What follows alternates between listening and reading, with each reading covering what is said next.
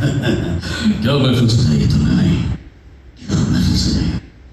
मैं तो और देख रहा हूँ ऐसा ऐसा मंजर कि एक नया स्ट्रगल इतना बढ़िया ना तालियों है कायम कर रहा है सब प्रोग्राम कायम एक वो सोचा तालियां हो जाए शान भाई कर गई छोटा तालियां हो जाए शान भाई बहुत मुझे आया था मैसेज मुझे आना है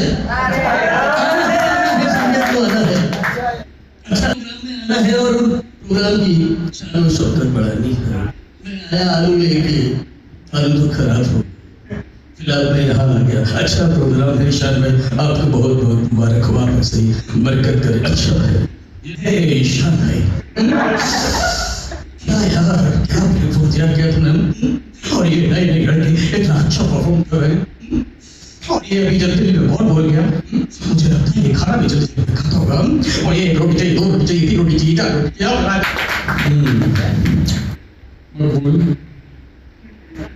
पीछे से देर से देख रहा हूँ बहुत ही अच्छा प्रोग्राम किया। मैं यहाँ देख रहा हूँ कि कुछ लोग केवल गुटखा खाते हैं और जो विमल गुटखा खाते हैं हेलो सुबह कैसे क्या प्रोग्राम ऑर्गेनाइज किया है शान भाई?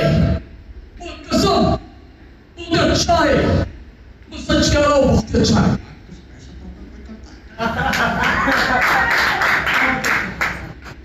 I can check.